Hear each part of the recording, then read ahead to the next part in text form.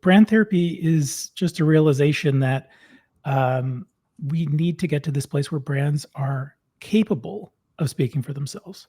If you're running a company, you're running with scissors all the time. So whose voice should you hear in the back of your head? I was telling the market what my clients wanted me to tell them. So no matter how true they thought they were being, they were following the insights that they had researched in the market. It's always a push and pull. It's always product and market. I feel like I dance between these things all the time. And I love your point of view because I didn't have necessarily a word for that dance between and within the two of those things. But we're often taught, like you said, those two disciplines. Well, product market fit was born out of startups. When you are starting up your company and you don't know what is actually going to sell, and you're not even sure how to communicate properly what it is that you have, in that little birthing phase of any company, you're in product market shift mode.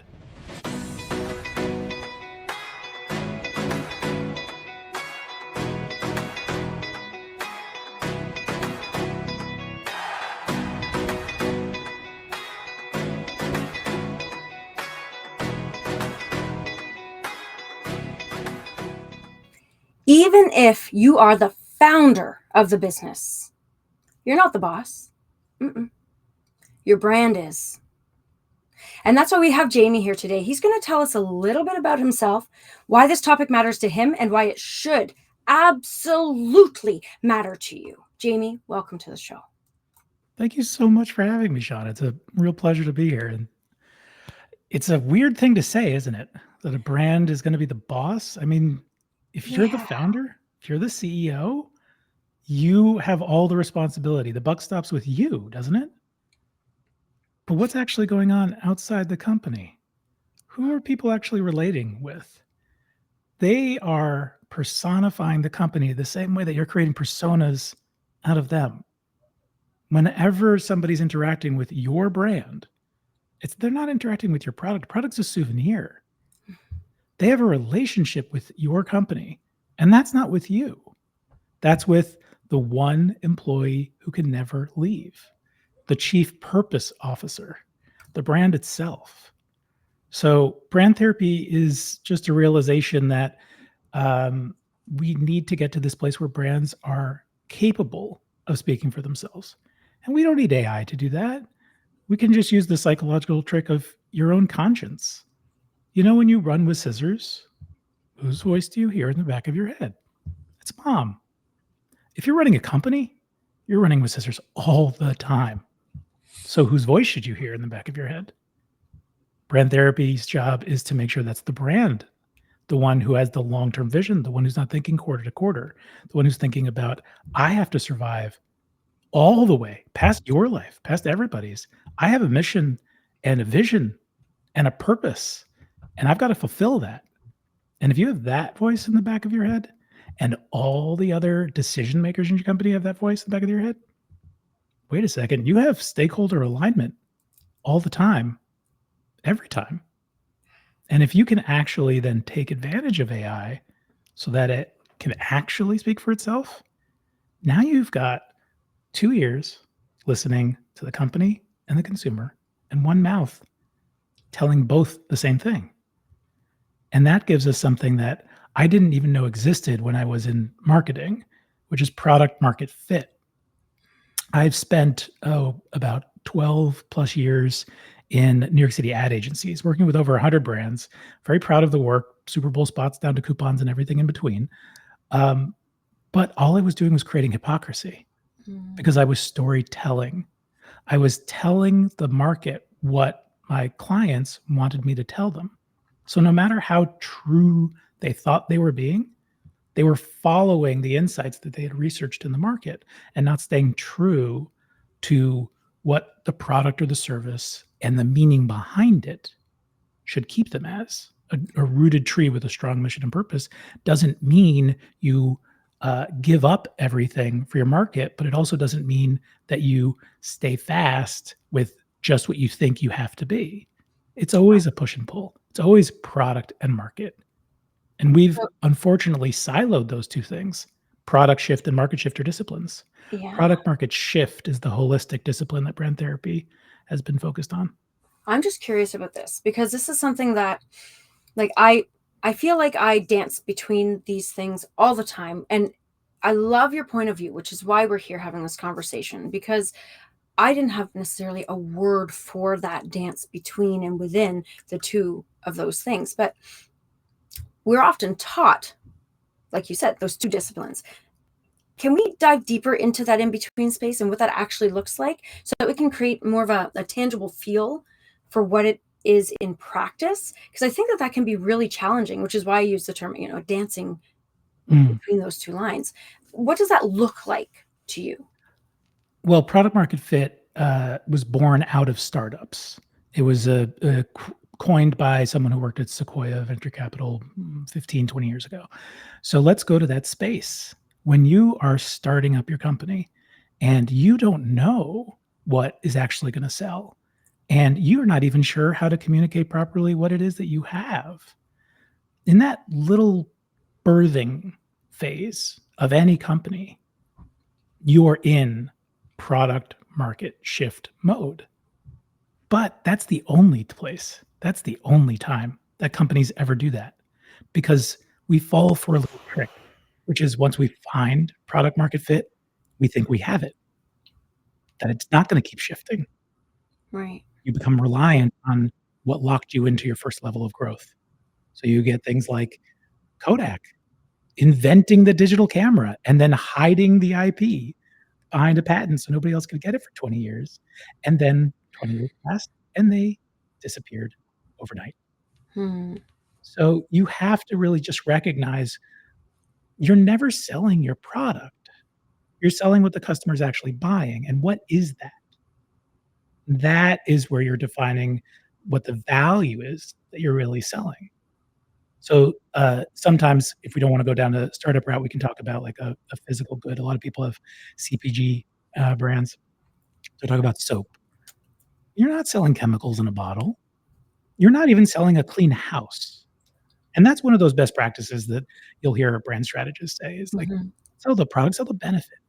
I want you to look further because you're not selling just the benefit of your category. Otherwise, you're just in a red sea of competition with everybody else who's also just selling a clean house. Right. Understand who your market truly is. Are they people who are so reliant on such a really high performing product soap that you have that it's actually part of their psyche? In other words, are you actually selling the confidence in hosting? Or if you're an eco brand, are you selling better quality products? Or are you selling a little affirmation bottle that's sitting on the top of your counter to show people, hey, I'm eco. Look what I'm using. And These two have to work. I'm changing the world is different than I'm keeping my hands clean. Exactly. It's a whole different way of being when you're associating yourself with a brand in that capacity. So if you were going to be an eco brand and you ignored that part of the idea of the benefit of the market, you just do a lot of marketing saying we're eco instead of working on product design and making the bottle as appealing on an ecological level as possible. But you Yeah. don't know that unless you let the brand speak for itself. Right, right. And actually, my husband just recently had an experience with an eco brand that it was for deodorant. And they made sure that all of their packaging was cardboard, recycled cardboard. All of Mhm. their inks were, eco-friendly inks. They jumped through the hoops. And that's the thing that made him go, well, I'm going to give this a try because it really looks like they are walking the walk and talking the talk. And it turns out it was actually a really good deodorant, one of his favorites yet. Now he's jumping through hoops trying to find it again. So Yeah. it matters really embodying your brand and making sure that it bleeds through all the things that you're doing and connects in a deeper way with your audience matters. Well, I haven't talked to them in a while, but I did a little consulting in the beginning of the company called ET, which is a Canadian eco lifestyle soap company. And everything touches everything else is what ET stands for. And they'll sell soap in these kind of like wax tubes. Right. And man, do they suck. they're just like, it feels weird to the hand and everything. But from an ecological perspective, I can show this off. I can put it in my compost heap. I can reuse it because they're educating me with what to do with it. And so every time I'm using it, I feel better, even though it's a crappy product from a different perspective. Yeah, absolutely. I mean, now we can use a lot of examples for product-based Mm. branding in this capacity. You know, I see a lot of cleaners, tissues, and things like that. They'll Mhm. say, "Oh, life is messy." I can't remember which brand it was that did this Tide. recently. Was it Tide? Well, there's one with like napkins, like on like a roll of paper Oh, towels and yes. things like that. And you've Yeah, got yeah. snot in the one, you've got sweat in the other, and another kid's, I think it was like, it might have been a woman bending over a toilet bowl, like things like It's that. It was a life vanity is brand where they're really focused on, "Oh, people have thought these are really fancy," and yeah, that's a problem for us because that means it's a Grey Poupon problem. You're only yes, buying it once and you're like, "Oh, I can only use this for good things." And they wanted to make sure that you understood, "No, no, you can dirty this napkin." yeah, So they had to get over themselves showing something really high quality and nice and actually show it being used in the dirt. This happened when I was a teenager with SUVs. SUVs were always sold in the oh, beginning as beautiful, shiny hunks of metal that luxury. just luxury. And then Mhm. it took a really brave brand to throw dirt on it and actually show what it looks like when you go crazy in it. Because people weren't buying an SUV to go, look at my shiny car. They were buying it to show everybody else. I could go off road if I wanted to, even though Mhm. I'm not taking this anywhere outside of a mall parking lot, but I could. I could. Yeah, that's right. And that's really, there's definitely an emotional connection behind that relationship with the brand. And the point that I wanted to make is just the fact that you can extend this into services as well. For You know, sure. when people are showing up in their service, you need to create that emotional connection. Definitely not a brand therapy term, just a brand strategy in general, is productization. So it's important for you to think of your service as a product, because one of the things that happens, and you probably deal with this all the time as a consultant, everybody thinks that your prices are just whatever they can be, Yeah. and everything's for negotiation because it's soft. And productization of a service makes it hard. It gives a real foundation to it to say, this is the value that comes from it. So when you think of like, I'm going to buy those napkins, I would think of, oh, they had to buy the trees and they had to make the pulp. And you look at the process of value added chain that leads to it, but they Right. don't see a value add chain when you spent 20 years Hmm. building up to that. So I really love that Picasso story about a woman who walked up to him and said, "Here's a napkin. Would you please draw something for me?" And he goes, "Doo-doo-doo. That'll be $5,000." And she said, "That took you 5 seconds." And he said to her, "No, that took me 50 years." Hmm. And that's one of those things that it's just, yeah, what's the real benefit? What's the service? What are you actually buying? That's If you don't exactly see it right. from their perspective, you're going to be speaking your language, not theirs. Yeah, and that can be really challenging, I think, from a service point of view. This is Mm, something that I help a lot of my clients with when it comes to offer development and messaging. You know, when we're positioning the words that we use, because words are so powerful. When we're positioning our words in such a way that it really conveys not only our brand in an authentic and true way, which is what we're talking about when it comes to being really in alignment and having our brand be that push forward, but also in mhm. a way that they're going to understand and receive and be open to. And that's where those two things meet. That's why it's so That's the important that the dance. brand can listen for itself. I'm trying to remember who it was. It could have been like Ogilvy or could have been Bezos. I don't know, but somebody said, um, "Your brand is what people talk about when you're not in the room." Yep. So you can't be there for that, but your brand can. Yeah. And if you can hear those stories and you get the truth, you're actually able to act on that and say, okay, I heard you. I now understand. And that's because you're meeting them where they are, not paying for advertising to interrupt their life and just tell them what you want to say. Yeah. And that can feel really hard because how do you these are things that I do with my clients all the time, but I'd love to hear your point of view. How do you find out what's being said when you're not there? How can you have that relationship with your brand to hear, so to speak, what people are saying when you're not there? Without, like, I think, oh, well, you do market research, but then you're there and people will filter themselves. So you get this catch-22 of, well, how do I know? And I can feel the frustration, because I've heard my clients say these exact same things. But how? I don't understand how I can be somewhere but not be somewhere at the same time. So what's your point of view on that? 2 words that start with T. Trust and technology. Oh, beauty. So on the trust side, which could have happened anytime, when you have a real relationship with your consumer and they love your brand, they're an evangelical for you, which means they're speaking your words on your behalf because they want you to succeed. It's in their best interest that you're doing well. So what you get to see is what they tell other people, because they want to say that out loud. And when you have trust, the difference between what you say behind someone's back and to their face is closer. So trust is one of those things that takes a long time to build, is very quick to break, is exactly what regular marketing would be the opposite of, which is creating hypocrisies through telling whatever you want to hear. And then, oh my God, it turns out we're not really that.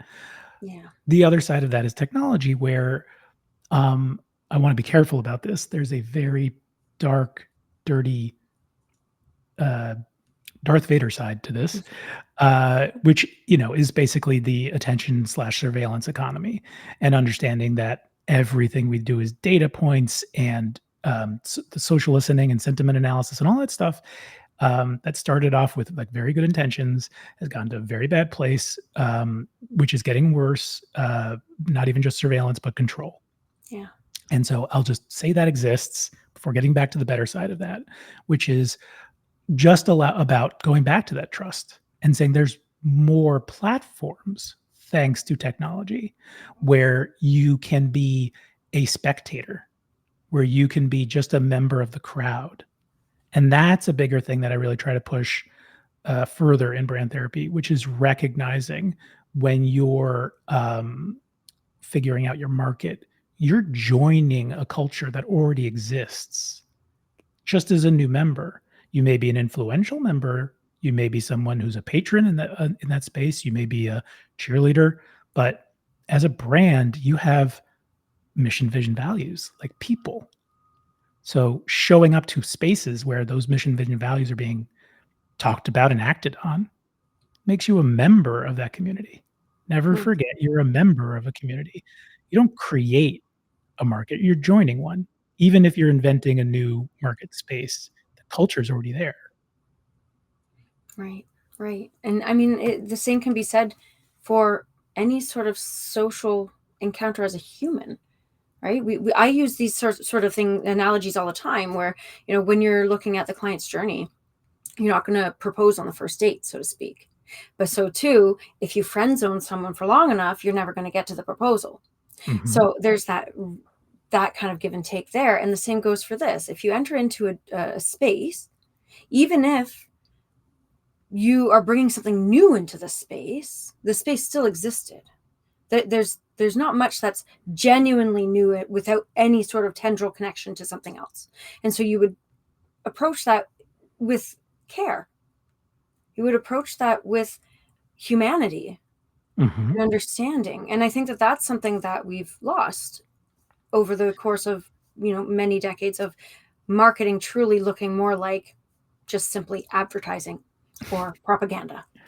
Well, there's a very good marketing tool that I like to use that feels like a tool, therefore feels like marketing professionals would use it, but at the same time is really just focused on that authenticity, which is as you're trying to lean into who you are, it's that personification point. As you just said, you're also seeing, I'm not the only one here on a brand level. So don't just create a competition matrix. Don't just say, well, we're the expensive ones and those are the cheap guys and here are the people over. Like, don't just do that. You should do that, but find a complementary matrix. Who are the Right. brands that are in no way related to your industry, but are also the products and services that your audience also uses? So if you're that eco soap company, yeah, sure, look at all the other eco soaps, but also, are these people Prius drivers or are they more Tesla people? Right. It matters. Are they more, I send my kids to day camp or to sleepaway camp? It matters. Absolutely. And Absolutely. that's more than just a persona. That's more than just, okay, well, they have 1.2 kids and they use Tide and blah, blah, blah, and we name them so and so. It's the community together acting towards that mission, which brings you back to what the hell is a brand going to do? We're not selling brand, we're selling product. No, you're selling brand. You're selling a future that people want because people aren't buying your product, they're buying the world that exists after they use it. And more, we're seeing that with an informed consumer base, people are seeking those relationships with the brand more Mhm. than whatever the brand is selling itself.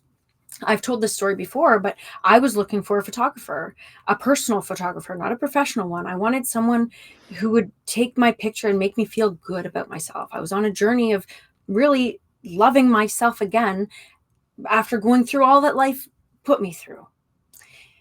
And I couldn't find one. You had boudoir people, you had, like, all these people who really they wanted to help. You could tell they wanted to help, but it wasn't quite right. The relationship wasn't quite right until I found one that said this, like, literally their purpose is to love yourself in the shoot. Like, it wasn't Mhm. about being sexy, it wasn't about looking professional or anything like that. They, like, encouraged you to just show up. Yeah.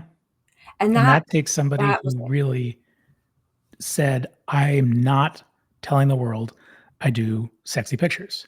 I'm not telling the world that I do portraits. I'm not telling the world I do landscapes. I do empowerment, self empowerment. So I'm recognizing I'm not talking to anybody else but these people. And brave enough, it's so funny because it's so hard for brands to do this, but as soon as you know it's yourself, it's just as hard to say, I'm giving up on the entire market. Right. That because that's not my market. And that's the funny thing that holds a customer, or sorry, a brand back so much, or the brand leader, because it's not that they can't choose who they should be talking to. It's the letting go of everybody else, which is why one of my favorite print ads of all time when I was a student was just a picture of a Porsche driving down an open road, and it just said, "Not right for so many people." Because Yes. what are they doing? They're not telling everybody who's looking at this, "Screw you." They're telling the few, very few people who are actually looking at this, who are actually Porsche potential customers, "I am unique. Yeah. I feel special. I'm in this space because that's the point." That's power. And people forget about, or maybe take advantage of, or think it's too cliche, these old, I don't know if they're proverbs so much as I don't know. I think Aristotle is the one who said, if you speak to everyone, you speak to no one. Yeah, these are truths that just go back to the caves, and Yeah. we should never forget psychology is a wonderful place to draw this from. This is tribalism. This is I'm not saying no to other people. I'm saying I'm understanding myself better because of who I'm surrounding myself with. And in conspicuous consumerism, we define ourselves by the brands we surround ourselves with. And there's a very seedy dark side to that too, in terms Mhm. of like stage capitalism and everything. But we do take the brands that we love and we surround ourselves with them to say, these reflect me. They're doing really expensive, heavy lifting to create these images that I get to pay to be a part of. But am I paying, or am I just the same way that I would pay for dates if I'm dating you? You Right. know, it's an investment. It's just part of what we do because we have a relationship. They invest in me, I invest in them. That's right. That's right. I've done similar kind of things with recently my kids wanted to do a lemonade stand. And I thought, oh, do I post about their lemonade stand on my personal account? Do I post it on my professional account? What do I do? I thought, no, I'm going to post this on my professional account. And there are a number of reasons that fed into that. Domino's Pizza sponsored their lemonade stand. And I was able to endorse them, and I was able to show Domino's is encouraging youth to learn, to become entrepreneurs, to figure out this crazy world in which we live from a new perspective that kids are usually not empowered to do. And I thought that is really powerful, and I want to be affiliated with that brand. Congratulations, you just won a big advertising award because US Bank in the early 2000s did billboards where 3/4 of the billboard was one of their small business customers. They would hand off the real estate that they had for them because that's what it was for. And Verizon did this thing where they created kits, lemonade stand kits, so that the kids could get it. I think it was like a local bank and a Verizon thing together. But they've gone down that route too. It's a wonderful moment of just recognizing what is the shared value that we have and how can we together practice that beyond the thing I'm selling. And if you look at it that way, every touch point, every marketing touch point is just as legitimate a product as the product you're actually selling. It's just more touch points of that relationship. Yeah, and the feelings behind it, and the sentiment of being community driven and supporting those around you. I think that sentiment behind your brand and really letting your brand speak for itself in that regard, those mission, vision, value, right? That community driven, that's obvious in all of the actions that they do. And it leads us to eating more pizza, for better or worse. I'm not sure. I haven't. I mean, it's the fuel that keeps all startups going, I guess so. I and guess college so. campuses. But I've done that myself with my son as a cuber, Rubik's cube, speed cubing, and his best friend who he's been doing it with was raising money and taking on like students to teach him how to do it and charging $10 an hour to give to a local charity.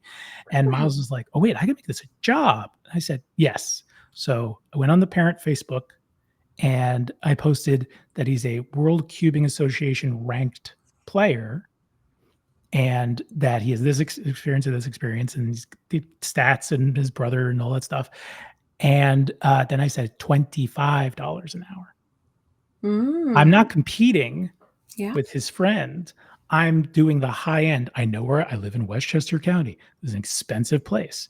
It's the same thing that Magnavox did when they came out to market. They said, we're going to really charge a lot so that we come into the market where people know, oh, this must be. So he has to live up to that $25. So he's learning that. At the same time, he was yelling at me, "Dad, it's $10. What are you doing?" And then he got a client, and he got another client, and the clients would recommend because of the value that's in that. And that's one of those things that we always have to remember as consultants too, is if we don't value ourselves, why would anybody else? That is the crux of so much of what I do. So there's a good line I give with this. We need to shout about it. We need to shout about it. The problem with that always is our ego works both ways. It not only builds you up, it also can be something that's like, whoa, hey, that's not me.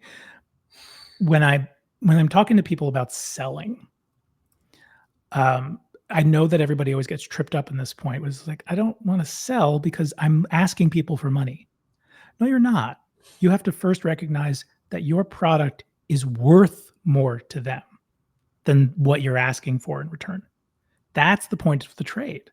And if you don't see that point, you're never going to be able to sell because selling isn't selling. Selling is revealing. It's just educating. It's just letting them know here's the value. Don't undersell yourself. Increase the story of the value. Yes, 100%. Now, we could go on a whole tangent about value positioning. 100. I know for a fact we could, and maybe we should down the line, because that's something that a lot of people need to explore in a deeper way. But unfortunately, we don't have the time today. So what I'm going to ask is for you to think about, because we've talked about so much and value positioning just entered the conversation. Is there one thing that our audience can hear from you today that could really change the way they approach their brand using your skills in brand therapy. I'm going to give you a second to think about it. And in that moment, I'm going to tell everybody here that these conversations happen every week. Every single week, you get to join us, bring your beverage of choice. Today, I've got water, and chat with us. Share your comments, right? Let us know what you want to hear next so that we can have more conversations that will help you along your path to success on your terms. We know that success looks different from everyone. You'll find a really great episode on that actually coming up very soon. So just be ready for that because success really does look different for everybody. But in the meantime, ding the bell so you can see that notification about what success looks like. And let's hear what Jamie has to say about what you need to know moving forward from here. So thinking about it for a second, I want to ask you, who's ever watching or listening to this, to have a conversation with your brand. That's going to feel so weird because basically it's the opposite of what every psychologist would tell you to do. Don't listen to the voices in your head. I'm saying listen to the voices in your head. Those voices are the mission, vision, and values of what you're trying to do with your company. You're trying to change the world, and your company is a tool to get there. So have a conversation with your brand. If you need help doing that, you can go to brandtherapy.coach, and there's a brand therapist AI there. It will ask you everything about your brand, and then it will become your brand voice. And you can just have conversations with it. It's about getting out of your own head, your own blinders. We're all myopic. We're all just one person. But the brand is the whole company. The brand is the personification of what you're trying to do in the world. So have a direct relationship with it. Whether you want to do that in the mirror, in a journal, use the AI I have, or make your own, whatever works for you, the more you relate directly to your brand, the more you'll understand what you need to do inside your company and what your consumers need from you on the outside.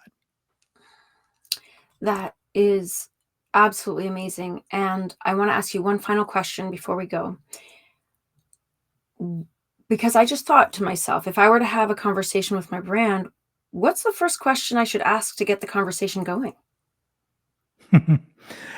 Introduce yourself. It's on the back of all of my business cards is the first assignment. It says, introduce yourself to me as your brand.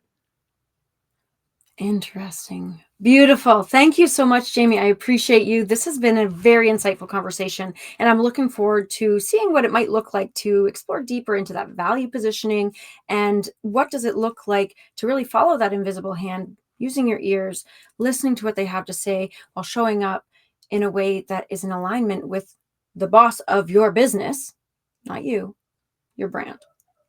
So thanks again, Jamie. You've been amazing. I hope you all join us for the next show. We will chat soon.